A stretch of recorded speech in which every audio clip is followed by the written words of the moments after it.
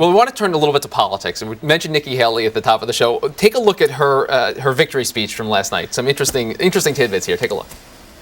I want to thank Governor Sarah Palin, who has showed the entire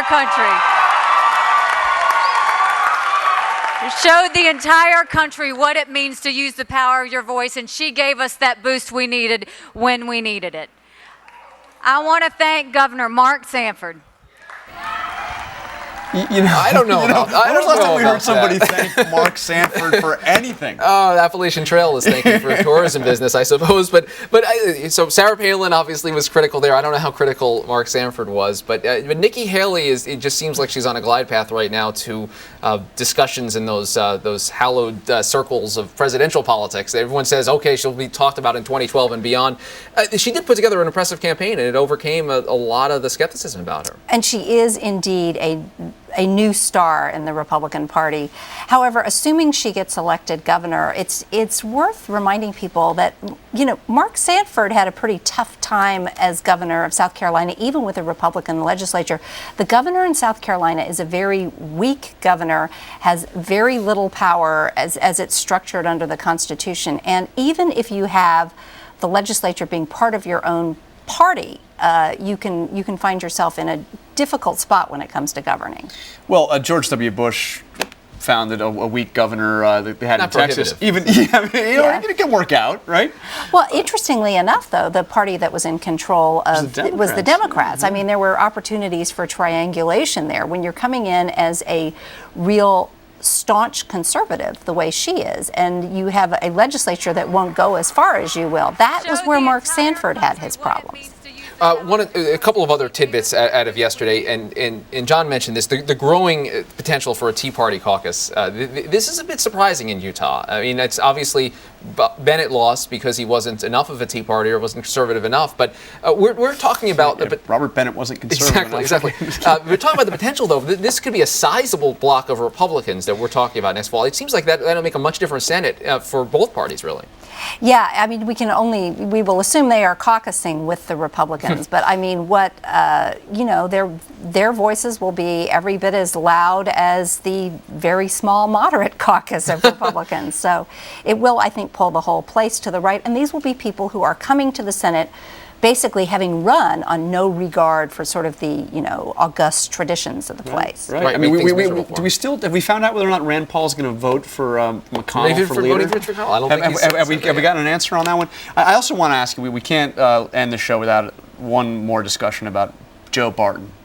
So we've gotten news today that Republican leader John Boehner has said that Barton will keep his status as the ranking Republican on the Energy and Commerce Committee. This does not mean he's going to be chairman next time around. Matter of fact, he almost certainly won't be. But I mean, how did this happen? I mean, wouldn't it have been much easier just to let the guy go? No, actually, it probably wouldn't have been, because that would have just alienated and outraged, I think, the Republican base. They would have said, look, you told the guy to grovel. He groveled. What they need right now is an energized Republican base. Well, that's an interesting point. I mean, the Democrats love to glom onto this news, and they like to point out Joe Barton's there. But you're right. What Joe Barton said actually has a decent base inside the party.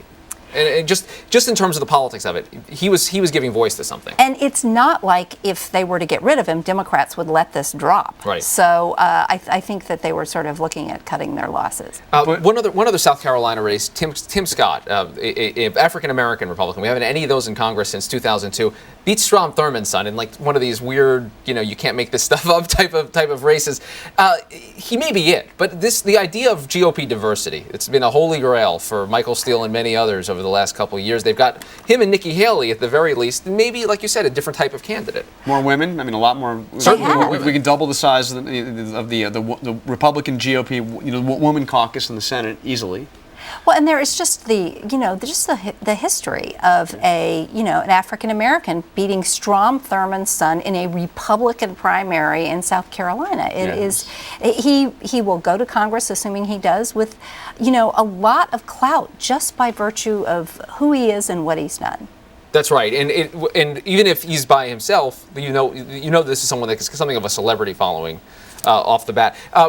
Quickly before we go, I want to mention this story in the Journal today about Blanche Lincoln and the bank. This is actually a bank that's owned primarily by the Walton family, to just layer another special interest on all of this. But it just seems like this is exactly what Democrats don't want to be thinking about financial reform. If we're talking about special deals as part of this, aren't you taking away a lot of the oomph?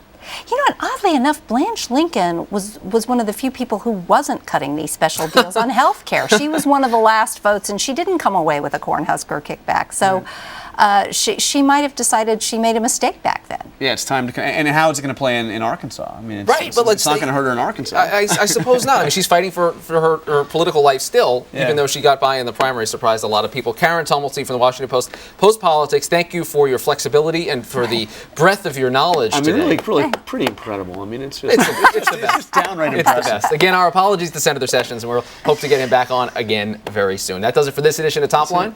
Good to see you. Thanks for being here, and we're going to See you keep tomorrow. watching this. Play- Great day to be in I mean, Washington. it is good Watch the drama. maneuverings go It's good stuff. every step of the way.